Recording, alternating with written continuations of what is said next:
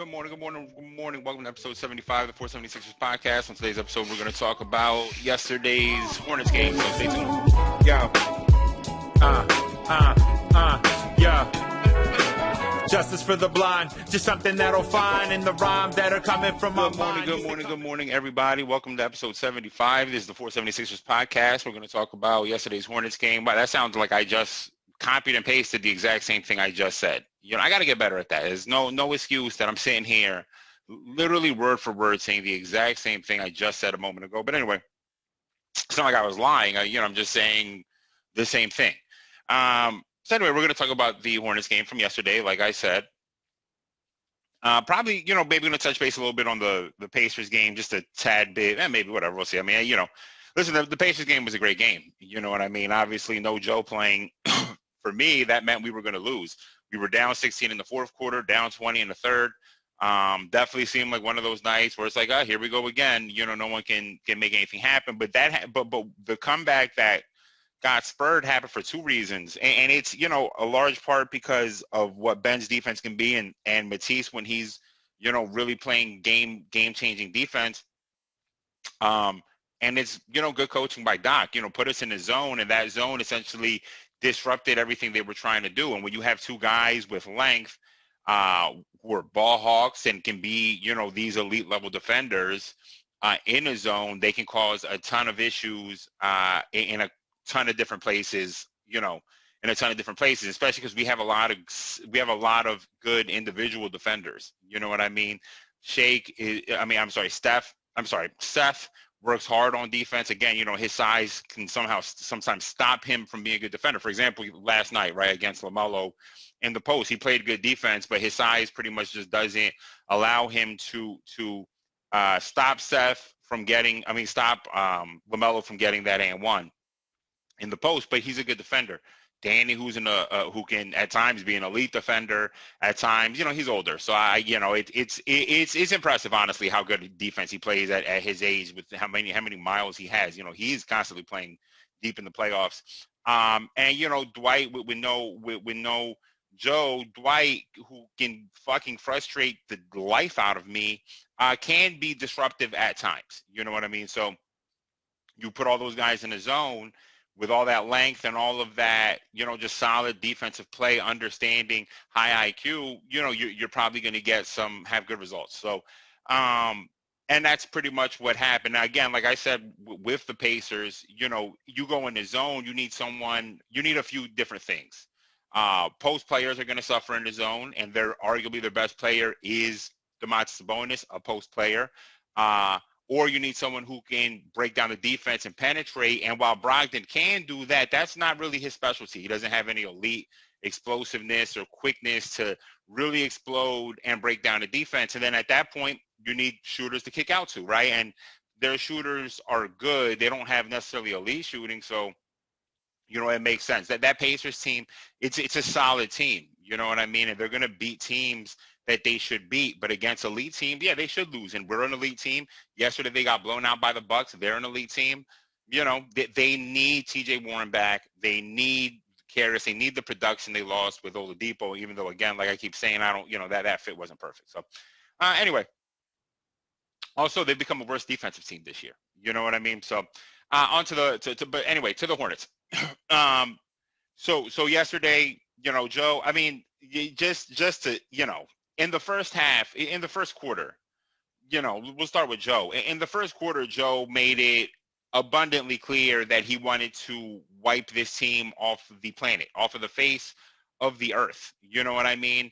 And he really did everything in his power to do that. It wasn't just the offense. I mean, I could sit here and talk about Joe's offense all day. I mean, he misses his first two shots and then hits, I don't even know, his next bunch of shots. He hits a three, then I think he has does he have two threes in a row? I don't think he hits 2 threes in a row. I think he hits a three, then I think he gets to the line, and then he hits another three, and then,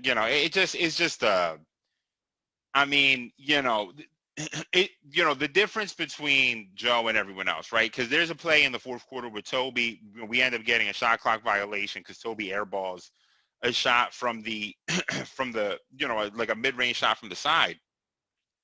And the difference is players like Joe or, any of the elite, truly elite scorers, like Paul George, or I don't know why Paul George is the first making in my head, but Paul George or Kawhi or LeBron or Dame, you know what I mean?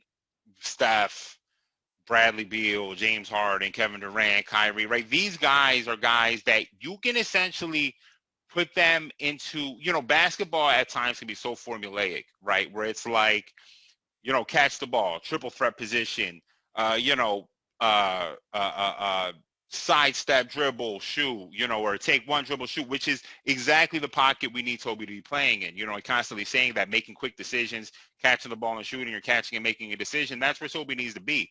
So when he ends up in a scenario like yesterday where he's dribbling around and now you kind of need someone who can make a shot happen in not a pre-planned scenario, Toby airballs the ball, right? Well, guys like Joe or, any of those other guys I mentioned, it doesn't even matter. I mean, the game is so fluid to them. You can put them in any situation. They can find a way to get a bucket. You know what I mean? It doesn't matter.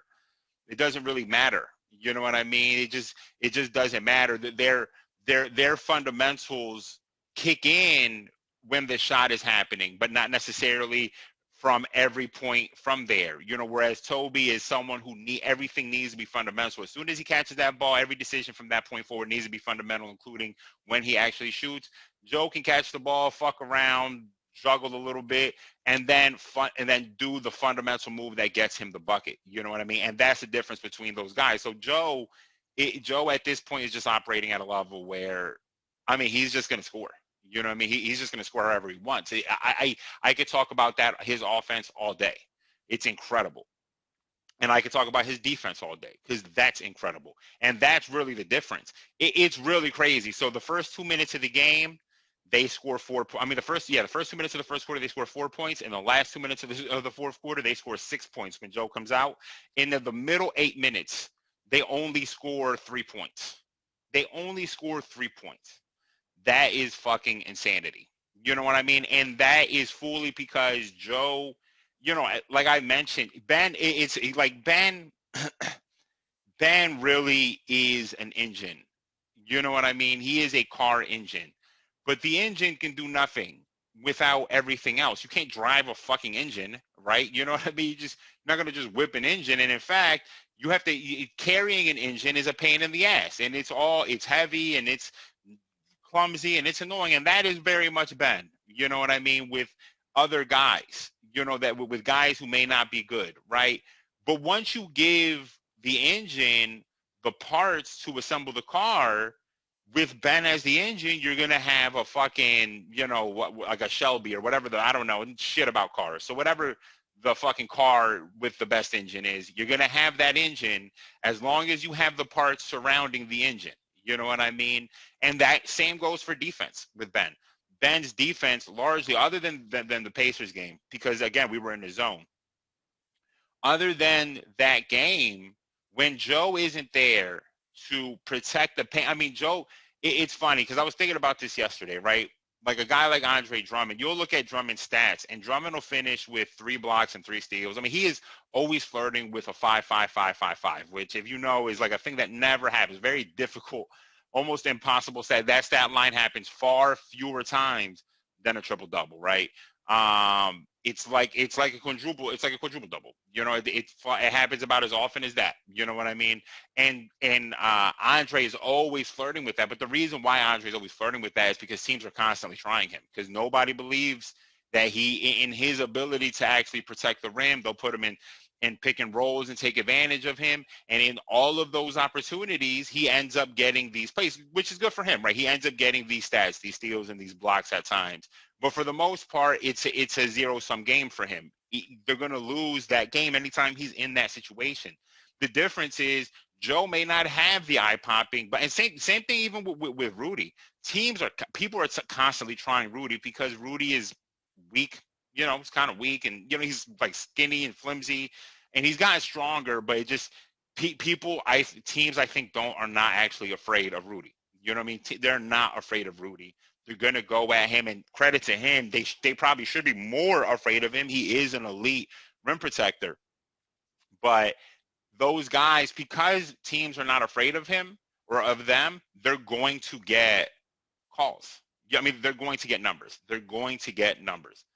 Joe is terrifying. He does every single thing right as a post defender. And because of that, there's just not going to be as many opportunities to get steals, to get blocks, to get things. He deflects a ton of balls around him. I think he's credited for what, two steals yesterday, but deflected more passes in that situation in two-on-one situations.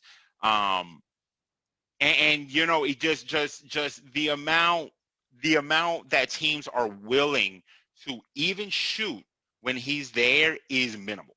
You know what I mean?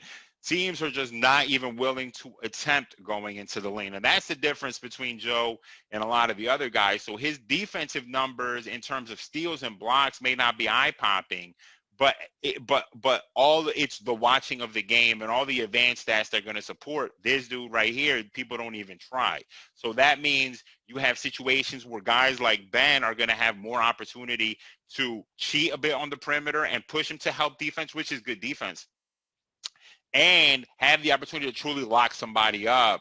You know what I mean? Because teams don't know what else to do. You're going to rather try to score on Ben than try to finish at the rim and do nothing. You don't even want to get Joe on a switch. You know what I mean? You don't even want to have Joe switch on you because it's not going to work out for you. You know what I mean? So Joe's defense yesterday, it was clear in that first quarter that he wanted. I mean, it looked like he was trying to set a record for the lowest amount of points that they could score. And honestly, if it wasn't that we took him out in the last 2 minutes, probably would have set that record, because in the last 2 minutes they scored 6 points. It's the difference between a 36-point quarter and an 8-point quarter, essentially, when Joe was in the game. And that's pretty fucking wild. You know what I mean? So, I mean, Joe, again, MVP. You know what I mean? What else to say? 3 for 5 from three. 9 of 10 from the free throw line. Like these numbers it's not just eye popping. These are not just eye popping. These numbers are fucking insane. Like, these are crazy, crazy, crazy numbers with when you're comparing, you're comparing 80% of Joker's offense, now maybe 75%, because Joker the passing is not even close. 70% of Joker's offense and 120% of Rudy's defense. You know what I mean? You have the best center in the NBA. You have a guy with a ceiling of one of the best centers of all time. I don't know what that ceiling is, honestly. The injuries are going to be what ruins that ceiling. It's the injuries and missing time is what ruins that ceiling. But if you said, Joe, you're going to be healthy every single game, you're going to play 75 games a season all for the rest of your career, the sky is the limit for Joe. The sky is the limit for Joe. If Joe's in shape like he is this season, if he does this for the next 10 years, the sky is the limit. You know what I mean? The sky is the limit. The sky is truly the limit. You know what I mean? In 10 years, if this Joe this year, and listen, as much as I give Joe slack, I mean, he's missed 5 games, 5 games out of, I think 19 or 20. So, there's a chance he's going to still play a high amount of games. And if he can just maintain 70 to 75 games a year, be as in shape as he is right now, and if he can pull off 2 or 3 championships, let's just say, right, then you're talking about one of the 8 best players of all time or one of the 10 best players of all time. You're talking about one of the 3 best centers of all time, probably. You know what I mean? Because Shaq at his best can't be what Joe is. You know what I mean? And Shaq is a dominant force. Don't get me wrong. Joe is not the rebounder that Shaq is, to be honest. He's just not the rebounder that Shaq is. But I don't think Shaq is just not the individual defender that Joe is, and Shaq doesn't have the offensive ability that Joe has. You know what I mean? It just is what it is. So, but I think this game is really much kind of where you need to end up being. You know what I mean? Toby finishes with 26 points, 9 for 9 from the free throw line. Not shooting. He didn't shoot the 3 particularly well, right? It was only 1 for 4, but I think he only finished with 15 field goals. That's awesome. Listen, you hear me talk constantly about efficiency. You know what I mean? The most efficient and highest scoring players get to the line a ton. You know what I mean? Otherwise, they're shooting a ton. You're going to have to shoot a lot of shots if you're not getting to the line. So a game like yesterday, you could argue just on a different side of the coin, where Toby maybe has had better shooting nights in terms of his three-point shot. Yesterday might arguably be a better offensive game for him. Only 1 turnover, which is fantastic. I mean, once a game he launches a ball in a place that doesn't really make a whole lot of sense, or he does something that doesn't really make a ton of sense. But, you know, 1 turnover, 4 assists. Toby, I thought played really, really well yesterday. You know, they make a comeback in the third quarter, and, you know, some of it is, you know, we just came out in that second half so lackadaisical. You know, it's just lackadaisical. You know, just not kind of fucking around, and it's a mixture. The third quarter is a mixture of things. The third and fourth quarter is a mixture of things. One, they go into a zone, which I realized yesterday, when teams go into zones against us, it's kind of a rough situation, right? Because I think most offenses, when you're facing a zone, you know, you're going to plant a post player, or you're going to plant your big man maybe not your big man, but you're going to plant a player at the free throw line. You're going to have the guy who's bringing the ball up, maybe, you know, on either side, but he's going to be bringing the ball up and should be drawing attention of the two front. If it's a 2-3 zone, of the two front guys, you're going to be drawing that attention. Then you probably want a guy on a dunker spot maybe, and then a guy on that side at the 3-point line to make that person in the zone have to make that decision. If you pass it to the guy in the middle of the zone, he can either hit that dunker to come up, or he can hit the guy at the 3-point shot to hopefully get an open shot, unless it's a good zone. Well, what I'm realizing watching yesterday is when Ben is bringing the ball up, because he doesn't shoot, you know what I mean? Because he doesn't shoot, well, those two perimeter guys at the top there are sagging to the free throw line. So if Joe's at the free throw line, there's no advantage anymore. You know, now Joe is almost triple teamed there. They're not even going to get an entry pass there. And then the two guys on the corner, they'll have to make a decision on where to go. But, you know, it's making a difficult situation. So just seems to me like the move is going to, when teams go into a zone, the move is to get the ball out of Ben's hand at that point and have Ben circle around and get to that dunker spot, and have either Seth there handling the ball, have Seth creating. You can have Toby creating somewhat, but have Seth. I trust the ball in Seth's hand more than I trust the ball in anyone else's hands that's not Ben. I don't mind Joe even doing something there, you know what I mean, and Ben being at the free throw line, who, you know, since he is an elite passer. So I don't know. The point being, you know, that zone kind of fucked us up. Now, with that said, you know, all they really did was bring the game, you know, within 10, and we just continued to answer back. I mean, we're a team with a lot. Listen, and we're on the road. We're historically, you know, over the last 2 years, not a great road team. So we're on the road. Charlotte, I think is a well-coached team. Now, I could be wrong. I don't know. You know, when I don't know all the intricacies. Like, there are times where you see the bad coaches are obvious. The good coaches are a little bit harder to tell. You know, it's a little bit hard to tell what makes good coaches good sometimes. But when you see a bad coach, it's obvious. It's like, what the fuck are you doing here? What is this? What play was that? Why did you do that? Why does this timeout happen? Why? You know, and I think when I look at Borrega, I don't see someone who's necessarily a bad coach, but I do see someone who's saddled with a roster that's, you know, it's average or below average. You know what I mean? Your best player is Gordon Hayward, and the best attribute he has is his hair. You know, no, that's not true. Gordon Hayward's a good basketball player, but his hair is fantastic. I mean, it's really special how his hair, whatever product he uses for that hair, I mean, that hair could withstand a nuclear blast. You know what I mean? Somehow, if you dropped a bomb or you threw him in, let's say you threw him into Chernobyl, you know, his body would melt away, yet his hair would stay. You know what I mean? And all would be left is his hair. You get a great wig that way. I'd buy that wig to have his hair. The point being, you know, he's a good player, but, you know, LaMelo showed some things yesterday. I talked about in my last podcast that LaMelo had hit a bit of a rookie wall, but I thought he played really, really well yesterday. Was a big reason why they came back. You know, honestly, he's a big reason. He's just active. He's just an active guy. He looks like he's just having fun out there. It doesn't look like he gets too up or down. You know what I mean? It looks like he gets up, but he never gets down. It just looks like he's having fun. Even if he's losing, he's having fun. He wants to win, but he's having fun. You know, and I think that's a great attribute for the whole team. You know, it brings an energy to the team. And I thought that, you know, kind of having that pep helped them. Obviously, Devontae hits a couple big threes. Malik hits a big three off of a free throw miss. And this is why they say never save the ball under your own basket, because Ben saves the ball, they get the ball, Malik bunk free. You know, becomes a close game. And a lot of times, you know, it's either Joe answered or Toby answered. And I guess, you know, the point is this is our formula for winning. You know what I mean? Is going to be Ben here at this, you know, 15. I would like them to be 17 points, let's say, 17 to 18. Toby, if he can get 25 a game, would be fucking dynamic. Like, that would make us way more dynamic than we are if Toby can get to that 24, 25 a game, shooting a good percentage from three. Getting free throw shots obviously is going to help him do that. Joe being just Joe, generally, whatever Joe gives us is always going to be like ultimately extremely positive. And then the 16 points Danny scored, you would really want to see Seth, I think, probably score 10 or 12, and Danny maybe having 4 or 8, and I think that's where you really want to end up, essentially. You know what I mean? I don't, good for Danny. He shot really, really well yesterday. Again, I've talked about Danny's struggles on the road generally, but Danny's, you know what, man, Danny's been really good for us. Fuck it. Danny's been really, really good for us. You know what I mean? He has been. Great defense. He's been shooting the ball really, really well. What we need Danny to do, he's doing. Danny is delivering.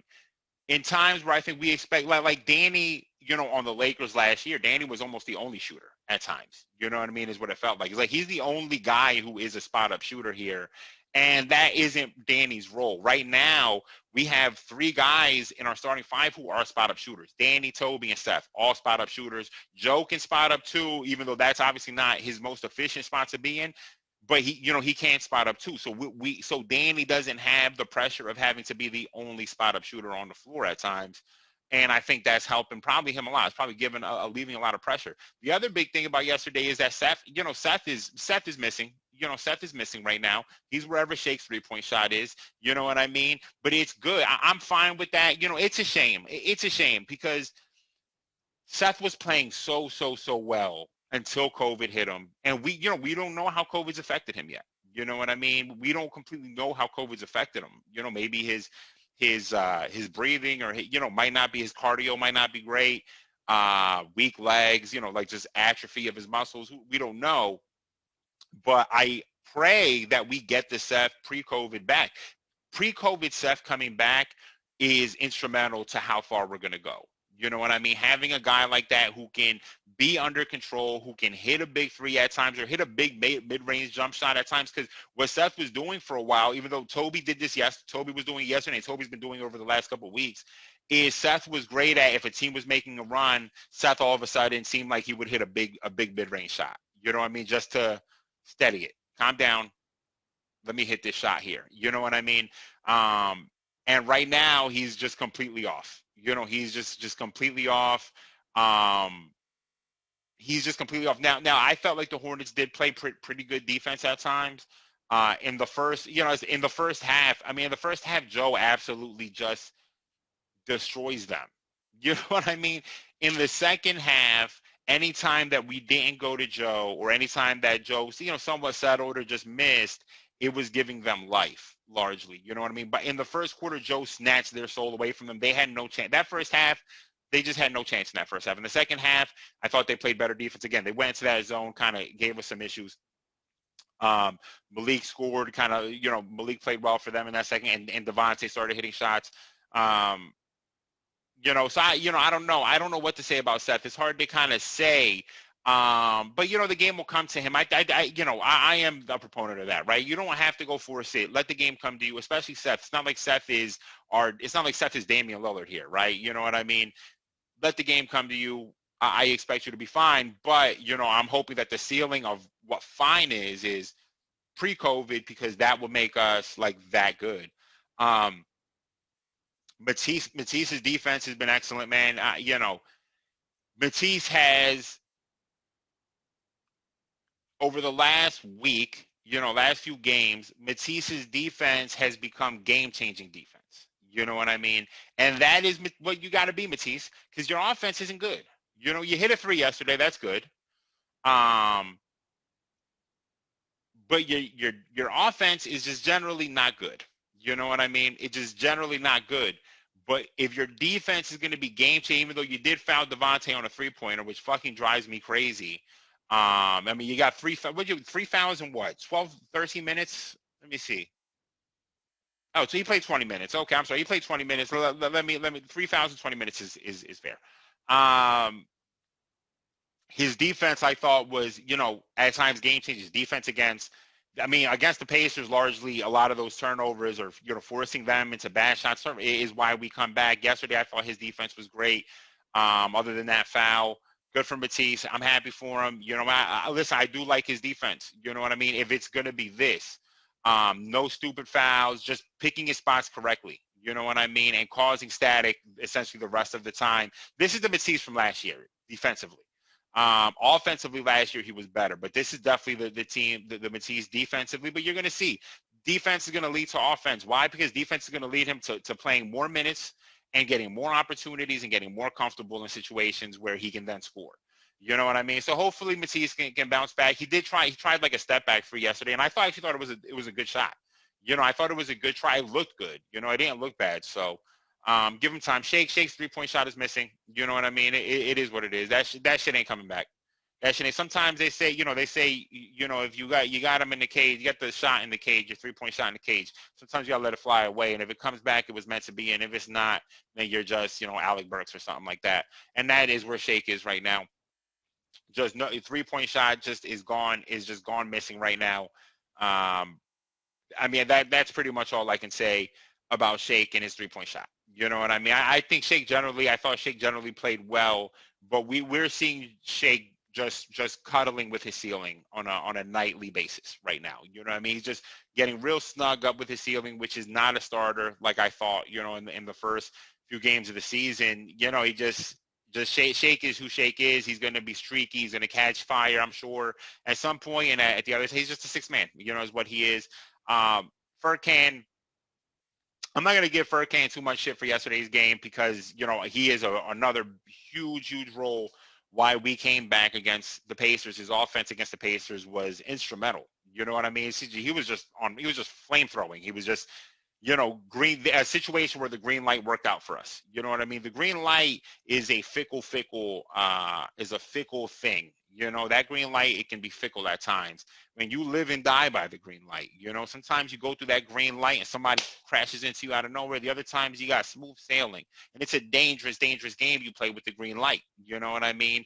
But yesterday, Furkan did not even utilize his green light. You know what I mean? It's like he did not even utilize the green light because for Furkan to have gone 2 for 3 in 16 minutes means he did not even notice. He probably forgot the green light at home. He left it at the hotel, and forgot it. Good for us, probably, because 2 for 3 could easily, on a bad night, easily balloon to 2 for 10, with really terrible shooting. And, no green light usage. He used the green light for the Pacers. That's what the best green light users are. You know what I mean? They know when to use the green light and when not to use the green light. You know what I mean? Yesterday, he did not use the green light. Against the Pacers, he used the green light. You know what I mean? And it worked out for us. Other than that, not a whole lot to say. Honestly, I don't have a lot to say about what he did or didn't do yesterday. He played basketball. He absorbed 16 minutes of action so that somebody else did not have to play those 16 minutes is what Furkan did. Dwight, Allah frustrates me. And, I think Allah is borderline brain dead sometimes. And just our whole announcing team is, I don't know what's going on with Mark. I mean, I don't know if Mark got COVID and something disconnected his brain or if I've just been not paying attention enough and Mark's been off. But has always been off, and now I'm like listening more, and I don't know. But one thing I will say that Allah is kind of like right about is Dwight's incessant complaining to officials. Dwight, again, I've mentioned this on other podcasts. Your shoulders you don't know, Dwight. Your shoulders are the type. It's like when somebody walks, right? It's like the comedy bit, right? Where somebody's like walking in with a very long thing, that's what she said. And, then there's like glass on the tables and counters. And that person is like turning around and doesn't notice that he's knocking glass all over the place. And is like, oh, whatever. What am I doing? And Dwight, your shoulders are that, your shoulders are that. You don't know. You don't notice that you've just fouled someone out of life almost. You took a life from someone just now by accident. You know what I mean? You're taking life force away from other basketball players because your shoulders are hurting them. You're hurting them with the shoulders. You know what I mean? So you shouldn't be complaining so much because 9 times out of 10, Dwight, you fouled the person. There was one foul yesterday actually, you know what? I'm thinking the foul that was not a foul was when LaMelo blocked the shit out of Dwight. That wasn't a foul. I'm going to be honest with you. I'm surprised that wasn't an offensive foul somehow, that Dwight's shoulder didn't like puncture a lung into LaMelo or, your shoulders got a mind of their own, Dwight. You know, they got to mind it. That's why you're staying so far back on the 3-point line, because you know, your shoulders are just, you know, that's the distance for where your shoulders will act on their own to shoot. You know what I mean? And your shoulders are just wilding. You know, they're just wilding. 9 times out of 10, you're fouling them. 9 times out of 10, you're fouling them. Stop complaining about it. Just move on. You know what I mean? Just move on. It's fine. You're fouling them. It's fine. We know you're gonna foul them. Your shoulders know. You should know. How don't you know yet?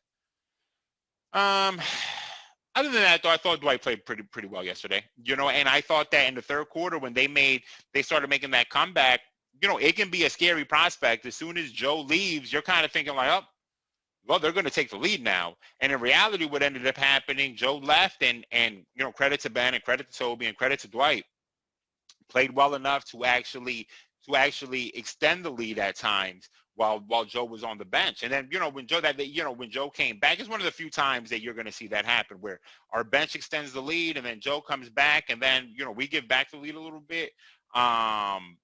But, you know, a lot of that, again, like I said, some of it, I think that it was a threefold thing. One of them is their zone defense, I thought, gave us some issues. The other thing is, you know, I think that they are a well-coached team. And I think that, you know, because of that, you just can't expect them to roll over. You know what I mean? This is a team that you're going to have to snatch the life out of pretty consistently. And I thought that we also let our foot off the gas a bit. We came out in the third quarter. I thought we looked like a days ago. I didn't particularly like our urgency. You know what I mean? I think we thought they would just go away. And they would. I think teams like this in the past, I think this, like last year's team, would have went away. But I think like LaMelo brings something. You know what I mean? LaMelo brings something. He may not be the most skilled. I think what LaMelo needs, and something that I'm noticing Ben is actually learning, and I think LaMelo probably needs to learn too. And a few people have told me this in the past in terms of my basketball game, where it's like, instead of speeding up the game, instead of trying to speed up because you're not quick enough to blow by people or fast enough to blow past, fast enough or quick enough to blow by people, slow it down actually and use your strength. And that's something that I'm noticing Ben doing more and more on drives, where, you know, he slows down and goes one, kind of moves that person out the way two, and then finishes. Instead of trying to just blow by everyone and trying to get the edge on someone, just kind of going through them slowly and moving them, which is working out for him. And I think LaMelo probably is going to have to do that. Now, he's too weak to do it right now. But I think that that's ultimately where LaMelo is going to have to go, because he doesn't have like any particular quickness. I mean, you see, he really struggles beating guys off the dribble. It's not his specialty. But finds a ton of other ways to affect the game. You know what I mean? So we'll see. I don't know what LaMelo's ceiling is.